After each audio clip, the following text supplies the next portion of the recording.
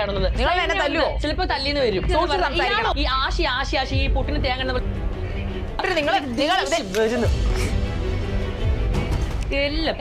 ദേഷ്യം വരുന്നത്.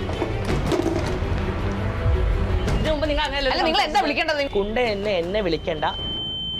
ഞാൻ ഇഷ്ടപ്പെടുന്ന ആൾക്കാര് മറ്റൊരു ബെഡ് സ്പേസ് തേടി പോയി കഴിഞ്ഞാൽ എനിക്ക് ഇതിന്ന് എങ്ങനെയെങ്കിലും പുറത്തു വരണം. ഞാൻ അതിനുവേണ്ടി ഒരുപാട് അടിയൊക്കെ കൊണ്ട് എൻ്റെ വീട്ടിലേക്ക് വിളിച്ചപ്പോൾ വീട്ടുകാരൊക്കെ തിരിച്ച് വാന്നാ പറയണത്.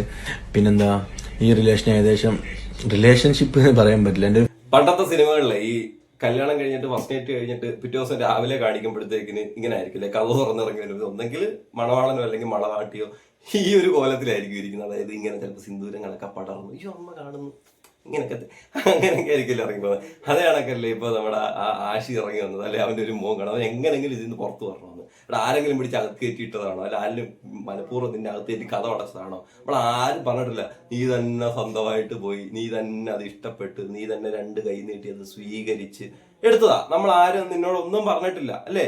പിന്നെ പ്രത്യേകിച്ച് ജാസിയുടെ കാര്യത്തിലേക്ക് വരുവാണെന്നുണ്ടെങ്കിൽ ഇപ്പൊ ഈ ഇന്റർവ്യൂവിൽ പുള്ളിക്കാർ പറയുന്നുണ്ട് ഞാനൊരു ട്രാൻസ് വുമൺ ആണെന്ന്. ഒരു 2 വർഷം മുമ്പ് കണ്ടുള്ള ഇതിന്റെ ഒരു വീഡിയോ ഞാൻ കണ്ടു. അതിനകത്ത് പറഞ്ഞിട്ട് ഞാൻ ഒരിക്കലും ട്രാൻസ് വുമണിലേക്ക് കൺവേർട്ട് ആവത്തില്ല, എനിക്ക് ഇങ്ങനെ തന്നെ ജീവിക്കാൻ ഇഷ്ടമെന്ന്. അതായത് ഈ ഗേ വേറെ ട്രാൻസ് വേറെ രണ്ടാ. ഇതെല്ലാം ഒരു കമ്മ്യൂണിറ്റി വരുന്നെന്നും പറഞ്ഞിട്ട് വരുന്നത് ഒന്നല്ലല്ലോ.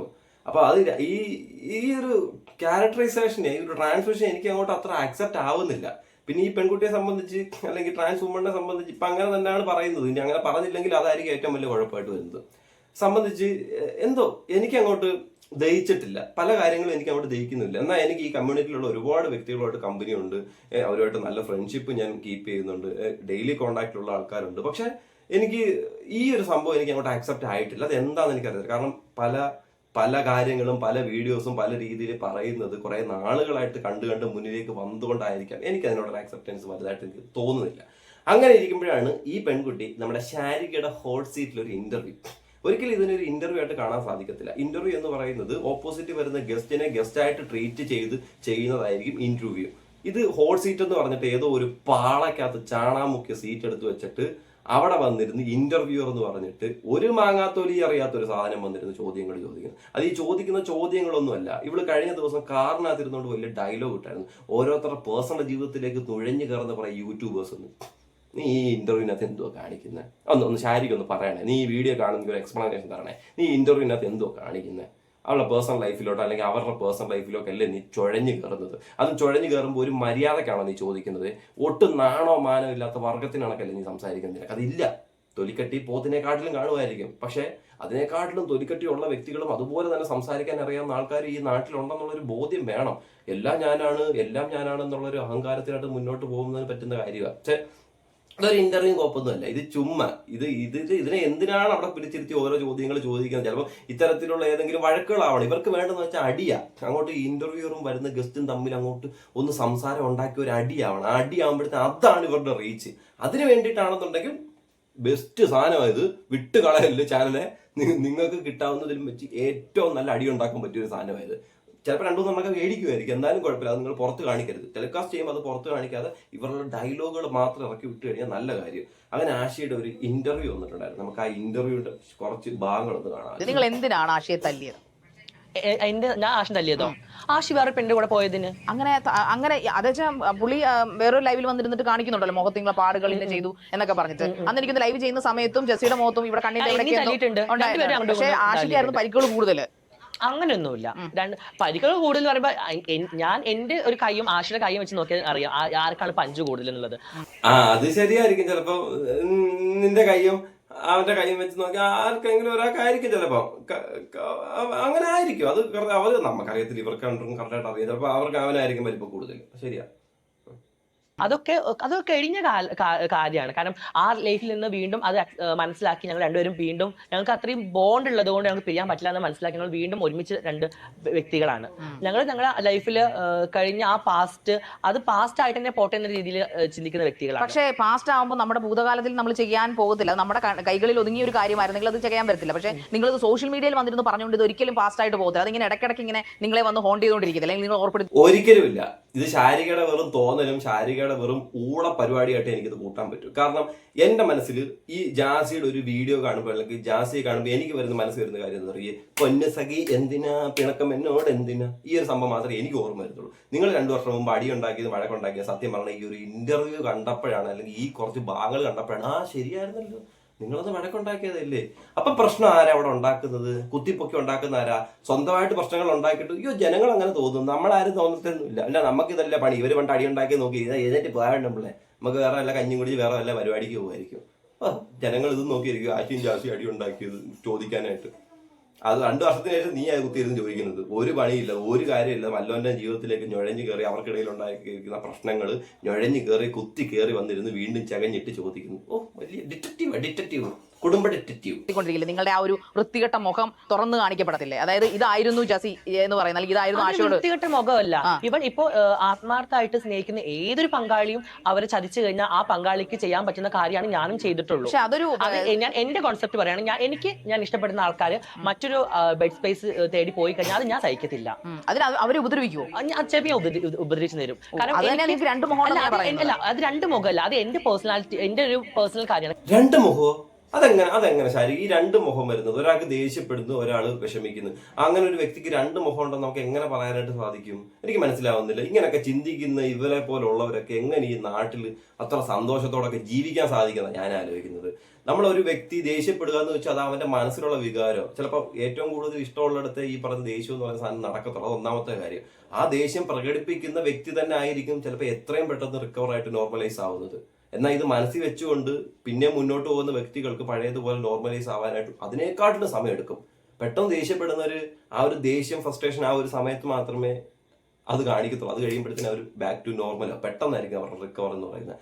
അവർക്കൊക്കെ വേറൊരു മുഖമുണ്ട്. നിങ്ങൾ ദേഷ്യപ്പെടുമ്പോൾ നിങ്ങൾക്ക് വേറൊരു മുഖം, നിങ്ങൾ സമാധാനത്തിൽ പോകുമ്പോൾ നിങ്ങൾക്ക് വേറൊരു മുഖമെന്ന് എനിക്കറിയാൻ പോയി. ഇങ്ങനെയൊക്കെ ചിന്തിച്ചുകൊണ്ട് ഡേ ടു ഡേ ലൈഫിലൊക്കെ ജീവിക്കാൻ കഴിയുമോ മനുഷ്യർക്ക്? ചിലപ്പോൾ ഇതുപോലുള്ളതിനൊക്കെ സാധിക്കായിരിക്കും. കാരണം ഇത് ജീവിതമല്ല, ജീവിതമാണെന്ന് പുറമെ കാണിച്ചു തരുന്നത്. അതായത് ഞാൻ ജീവിക്കുന്നതാണ് കറക്റ്റ് ജീവിതം, എന്റെ തിങ്കിങ് ആണ് കറക്റ്റ് തിങ്കിങ്, എന്റെ ജീവിതം കണ്ട് നിങ്ങൾ പഠിക്കുക. അങ്ങനെ ചിന്തിക്കുന്നവർക്ക് ഈ പറയുന്ന രീതിയിലുള്ള സ്റ്റേറ്റ്മെന്റ് ഒക്കെ ചിലപ്പോൾ ഇറങ്ങാൻ പറ്റും.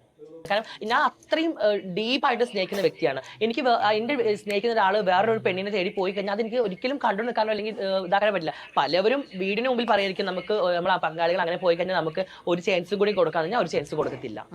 അല്ല, നിങ്ങളുടെ ചാൻസ് കൊടുക്കുന്നില്ലേ? അതിനാ ഇപ്പൊ എങ്ങനെ പറഞ്ഞത്? കഴിഞ്ഞ ദിവസം നീ അവനും കൂടെ എല്ലാം ഇന്റർവ്യൂ എടുത്തു. നിങ്ങൾ ഒന്നിച്ചല്ല അവാർഡ് മേടിക്കാൻ അവിടെ പോകുന്നു ഇവിടെ പോകുന്നു, നിങ്ങൾ കോൽക്കളി എന്നൊക്കെ പറഞ്ഞ് നിങ്ങൾക്ക് തന്നെയല്ലേ ഈ കമന്റ് എല്ലാം വരും. നിങ്ങൾ ഒന്നിച്ച് ചെയ്യുന്ന വീഡിയോയ്ക്ക് ഈ പ്രശ്നം ഉണ്ടായിട്ട് ഏതാണ്ട് 2 വർഷം കണ്ടായല്ലോ. അപ്പം അന്ന് സംഭവിച്ചത് എന്തായിരുന്നു? അതിനുശേഷം ഇപ്പൊ ഒരു അവസരമല്ലേ നിങ്ങൾ കൊടുത്തത്? അത് അവസരം കൊടുത്തില്ല, ഇപ്പോഴും കൊടുത്തില്ലായിരിക്കുമല്ലേ? കൊടുക്കാൻ എങ്ങനെ കൊടുക്കൂ? ഇത്രയും ക്രൂരമായ രീതിയിൽ പുള്ളിയെ തള്ളി താഴെയിടാനായിട്ട് തള്ളി താഴെയിടാൻ അല്ലെങ്കിൽ അടിച്ച് താഴെയിടാൻ മാത്രം ഞാൻ അടിച്ചിട്ടില്ല. ഞാൻ ആഷിനെ അടിച്ചിട്ടില്ല. പക്ഷേ സോഷ്യൽ മീഡിയ ഡിജിറ്റൽ തെളിവുകളാണ് അടിച്ചതല്ല. ഞാൻ ആഷിനെ കടിക്കുക ചെയ്തത്. കാരണം എനിക്ക് അറിയാം ആഷിനെ ഞാൻ എത്രത്തോളം. ആശി ഭയങ്കര വെയിറ്റ് ഉള്ള ആളാണ്. ആ ആഷിനെ എനിക്ക് പിടിച്ചു വെച്ച് തല്ലാനുള്ള ഗൽപ്പൊന്നും എനിക്കില്ല. പക്ഷെ ആഷിന്റെ കയ്യിൽ നിന്ന് എനിക്ക് കിട്ടിയ പഞ്ച് കറക്റ്റ് പഞ്ചായിരുന്നു. അത് ആ പഞ്ചിൽ ഞാൻ തുടങ്ങി. അതിന് നമുക്കറിയത്തില്ല, ആശിയെ പിടിച്ചു നിർത്താൻ പറ്റത്തില്ല. ആശി വെയിറ്റ് ഉള്ള ആളാണ്. ആശി ചിലപ്പോ വന്ന് വീണിട്ടുണ്ടായിരിക്കും. വീണാലേ അറിയാൻ പറ്റൂ വെയിറ്റ് ഉള്ള ആളാണോ? നമുക്കറിയത്തില്ല. നമുക്ക് അതിനെ കുറിച്ച് ചിന്തയൊന്നുമില്ല. നിങ്ങൾക്ക് അറിയായിരിക്കും. എന്തായാലും ഈ ഒരു സംഭവം കഴിഞ്ഞതിന് ശേഷം പൊന്നുസഖിയെ നമുക്കൊന്ന് കാണാതെ. എനിക്ക് ഇതിന്ന് എങ്ങനെയെങ്കിലും പുറത്തു വരണം. ഞാൻ അതിനുവേണ്ടി ഒരുപാട് അടിയൊക്കെ കൊണ്ട് എൻ്റെ വീട്ടിലൊക്കെ വിളിച്ചപ്പോൾ വീട്ടുകാരൊക്കെ തിരിച്ച് വാന്നാ പറയുന്നത്. പിന്നെന്താ ഈ റിലേഷൻഷിപ്പ് എന്ന് പറയാൻ പറ്റില്ല. എൻ്റെ ഒരു ഫ്രണ്ടായിട്ട് ഞാൻ അതുവരെ കണ്ടത്. പിന്നെ അവൻ പറഞ്ഞ് എൻ്റെ കൂടെ അങ്ങനെ നിൽക്കണം, അങ്ങനെയാണ് അവൻ്റെ ഒരു അക്കൗണ്ടും പിന്നെ അവൻ്റെ ഒരു ഇതിനു കൊണ്ട് നിൽക്കുന്നത്. എല്ലാ വീഡിയോസും കണ്ട ഗൈസിന് അറിയാം. ഒരു ഹാപ്പിനെസ് ഇല്ലാത്ത വീഡിയോസാണ് എല്ലാം. അറിയാലോ, ഞാൻ എനിക്ക് കൂടുതൽ ആക്ട് ചെയ്യാൻ നടക്കാറില്ല. ഞാൻ ഷോപ്പിൽ. ഞാൻ ഒരു കാര്യം ചോദിക്കട്ടെ, എന്തായിരുന്നു അതിനകത്തുള്ള നിന്റെ ഒരു മനസ്സിനെ സമാധാനം? അല്ല, എനിക്ക് അറിയാൻ വേണ്ടി ചോദിക്കാം. ഒരു ഫ്രണ്ടായിട്ട് നിൽക്കുമ്പോഴത്തേക്കിന് ആ രീതിയിലല്ലായിരുന്നല്ലോ. അപ്പൊ നിങ്ങൾക്ക് എന്തായിരിക്കും അവിടെ ഒരു സമാധാനം കിട്ടിക്കൊണ്ടിരുന്നത്? എന്താ പറ ഒന്ന് ഞങ്ങളും കൂടെ അറിയട്ടെ. അങ്ങനെ വല്ല സമാധാനങ്ങൾ ഇവിടെ ഉണ്ടെങ്കിൽ ഞങ്ങളും കൂടെ ഒന്ന് നോക്കട്ടെ. നിനക്ക് അതിനകത്തുനിന്ന് കിട്ടിയിട്ടുള്ള സമാധാനം എന്താണെന്ന്. ഒരു സമാധാനം ഇല്ലാതെ ഞാൻ റീൽസിൽ അഭിനയിക്കുന്നു. അയ്യോ, എന്ത് വലിയ ത്യാഗമായില്ലേ. അയ്യോ, ഇങ്ങനെയുള്ളവരൊക്കെ ഉണ്ടല്ലോ. പണ്ടുണ്ടായിരുന്നു. അതായത് ഈ ഭർത്താവ് മരിക്കുന്ന തീക്കുള്ളിലേക്ക് എടുത്ത് ചാടുന്ന ഭാര്യ എന്നൊക്കെ കേട്ടില്ലേ? അങ്ങനെ അത്രയും ത്യാഗം. അയ്യോ, അതിനുശേഷം ഞാൻ ഈ കാണുന്ന ആശിയാണ് ഇതുപോലൊരു ത്യാഗം.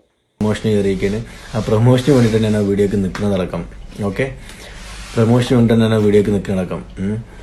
പിന്നെന്താ എനിക്ക് വേറെ ജോബൊക്കെ കിട്ടി ഞാനൊക്കെ സെറ്റായി നാട്ടിൽ പോയിട്ട് വരാറുമ്പോൾ ഇവ എന്നെ നാട്ടിലേക്ക് വിടില്ല. എൻ്റെ പാസ്പോർട്ടൊക്കെ വാങ്ങി വെച്ച് ഭയങ്കര ബ്ലോക്കിങ്.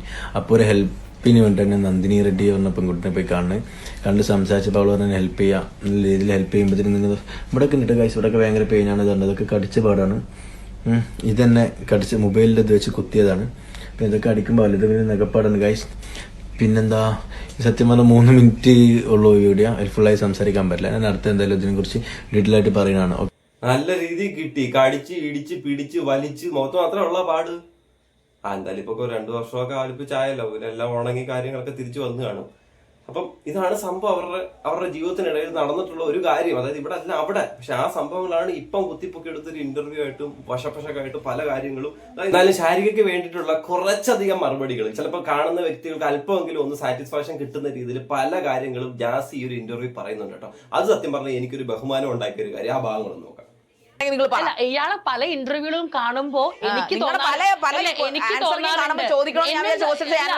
തോന്നാറുണ്ട് ഈ ഇരിക്കുന്ന ഇപ്പോഴത്തെ സീറ്റിൽ ഇരിക്കുന്ന ആൾക്കാരെന്തോ പഴം ഇരിക്കുകയാണെന്നത്. കാരണം എന്തുകൊണ്ടാണ് മറുപടി പറയാത്തത്? ഉത്തരം പലതും പറയും, പഴം ഉത്തരം മുട്ടുമ്പോഴല്ല എനിക്ക് ഉത്തരം മുട്ടേണ്ട ആവശ്യമുള്ളത്. ഇയാൾ പറഞ്ഞ പൊട്ടത്തര ചോദ്യങ്ങൾക്ക് എന്ത് പൊട്ടത്തരവാ ചോദിക്കുന്നെന്നോ? ദൈവമേ, പൊട്ടന്മാര് പോലും ഇങ്ങനെയുള്ള ചോദ്യങ്ങൾ ചോദിക്കത്തില്ല. നിങ്ങൾ ആദ്യം മനസ്സിലാക്കണം, ഈ ചോദ്യങ്ങളൊക്കെ വന്ന് ക്യാമറയ്ക്ക് മുന്നിൽ പറയുന്നതിന് മുമ്പ് ഒരു 10 മിനിറ്റ് ക്യാമറയുടെ കണ്ണാടിയുടെ മുന്നിൽ നോക്കി നിന്നിട്ടൊന്ന് ചോദിക്കണം, ഞാൻ ഈ ചോദിക്കുന്ന ചോദ്യങ്ങളൊക്കെ സത്യസത്യമായ കാര്യമാണോ, നല്ല കാര്യമാണോ എന്ന്. ആ ചോദ്യം നീ അങ്ങോട്ട് ചോദിച്ചിട്ട് സ്വയം മനസ്സുണ്ട്, ആ മനസ്സിൽ നിന്നൊരു ഉത്തരം പറഞ്ഞു. അപ്പൊ മനസ്സിലാവും നീ പറയുന്നത് പൊട്ടത്തരമാണെന്നുള്ള കാര്യം. ഒരാളെ പേഴ്സണൽ കാര്യങ്ങൾ എടുത്തിട്ട് നിങ്ങൾ മറ്റേ ക്യൂട്ട്നെസ് വാരി വിതറാനല്ല, നിങ്ങൾ ഇവിടെ ഒന്ന് പാറ്റ് ചെയ്യുന്നല്ലോ നിങ്ങൾ വിചാരിക്കുന്നത്. ഹോട്ട് സീറ്റ് ആണ്, നിങ്ങൾക്ക് ക്രിറ്റിസിസം ഫേസ് ചെയ്യേണ്ടി വരും. അതെ, അത് മനസ്സിലായോ? അല്ല, അത് മനസ്സിലായി. ക്രിറ്റിസിസം പേഴ്സണൽ ലൈഫിനകത്ത് കയറിയിട്ട് ഓരോ ചോദ്യങ്ങൾ ചോദിക്കുന്നത് ക്രിറ്റിസിസം കൊള്ളാം കേട്ടോ. ക്രിറ്റിസിസത്തിന്റെ പുതിയ പുതിയ പുതിയ ഒരു വാക്കാണ് കേട്ടോ, പുതിയ ആളാ എല്ലാം കൂടെ ചേർത്തിട്ട്. ചിലപ്പോ തല്ലിന്ന് വരും. അതിനിത്തിരി പൊളിക്കും, തല്ലാനിത്തിരി പൊളിക്കും. അല്ല, ഒരു മിനിറ്റ് ഞാൻ കണ്ടേ. ഒരു മിനിറ്റ്, ഹോട്ട് സീറ്റ് എന്ന് പറഞ്ഞിട്ട് പല ആൾക്കാരെയും മുൻകൂട്ടി ഇത് ഇങ്ങനെ പറയുന്നത്. ഇയാൾ ആഷിന്റെ കാര്യം അങ്ങ് വിട്. നിങ്ങൾക്ക് വല്ല കുഴപ്പമുണ്ടോ? പിന്നെ ഇത് കുറെ ആൾക്കാർ ആഗ്രഹിച്ച കാര്യമാണ്. ഇത് കുറെ ആൾക്കാർ ആഗ്രഹിച്ച കാര്യമാണ്. മര്യാദ ഉള്ളതുകൊണ്ടാണ് സംസാരിച്ചത്. നിങ്ങൾ സ്ത്രീയാണെന്നല്ലേ പറഞ്ഞത്. ഇതിനു മുമ്പ് നിങ്ങൾ അങ്ങനെ ഇന്റർവ്യൂ എന്ന് പറയുന്നിട്ട് ഒരു ചന്ത കാണിച്ചു തരുന്നു. ഇത് നമുക്ക് കാണാനാണെങ്കിൽ നിങ്ങളെ ഒന്ന് ഡേറ്റ ഒന്ന് ചെലവാക്കിയിട്ട് ഫോൺ നോക്കിയിരിക്കേണ്ട കാര്യമൊന്നുമില്ല. ഏതെങ്കിലും ഒരു ചന്തയിൽ പോയി കഴിഞ്ഞാൽ ചിലപ്പോൾ ഇത് ഡേ ടു ഡേ ലൈഫിൽ അപ്പോൾ നടക്കുന്ന കാര്യങ്ങളൊക്കെ ആയിരിക്കും. വന്ന് കിടന്ന് അലമ്പ് ഇന്റർവ്യൂ ഓസ്കാർ കിട്ടാൻ ഭാഗത്തുള്ള അഭിനയം രണ്ടുപേരും കാഴ്ചവെച്ച ഈ വീഡിയോയുടെ അവസാന ഭാഗത്ത് കാണുമ്പോഴേ സ്ക്രിപ്റ്റഡ് ആണെന്നുള്ളത് കാര്യം. കാരണം എന്തോ അഭിനയ ദൈവമേ, കാണുന്ന ജനങ്ങളെ പറ്റിച്ചു കുറെ പൈസ ഉണ്ടാക്കി എന്ന് പറയാൻ വേണ്ടിയിട്ട് കാണിക്കുന്ന ഓരോ അഭിനയങ്ങൾ. എന്നിട്ട് ഈ ഒരു ചാനലിലും അല്ലെങ്കിൽ ഇതുപോലുള്ള ഇന്റർവ്യൂവിൽ വന്നിട്ട് വലിയ തത്വങ്ങളൊക്കെ പറയും. അല്ല, തത്വങ്ങളല്ല, വെറും മനുഷ്യന് ഉപകാരമില്ലാത്തതും അല്ലെങ്കിൽ ഈ പേഴ്സണൽ ലൈഫിലേക്ക് ചെകഞ്ഞു കയറുന്ന പല കാര്യങ്ങൾ പറഞ്ഞ് നാട്ടുകാരെ ഇറിറ്റേറ്റ് ആക്കി, മനുഷ്യരെ ഇറിറ്റേറ്റ് ആക്കിയിട്ട് ബാക്ക് ടു സ്വന്തം ചാനലിലോട്ട് ചെന്നിരുന്നിട്ട് എന്തിനാണ് അങ്ങനെ ചോദിക്കുന്നത്? നമ്മൾ നന്മപരമായിട്ടല്ലേ നിൽക്കേണ്ടത്. നമ്മൾ അങ്ങനെയുള്ള പേഴ്സണൽ ലൈഫിലോട് ചോദിക്കും പാടുണ്ടോ? നമ്മൾ അങ്ങനെയല്ലേ ഇങ്ങനെയല്ലേ ചോദിക്കണ്ടോ? എന്റെ പൊന്നെ, ഒരു തവണയെങ്കിലും സ്വന്തം ഇന്റർവ്യൂ ഒന്ന് ഫോണിൽ നോക്കി കണ്ടായിരുന്നെങ്കിൽ ഒരിക്കലും ഇതുപോലുള്ള ചോദ്യങ്ങളോ അല്ലെങ്കിൽ ഇതുപോലുള്ള വീഡിയോസ് സ്വന്തമായിട്ട് ചെയ്യാനായിട്ട് നിൽക്കത്ത പോലും ഇല്ലായിരിക്കും.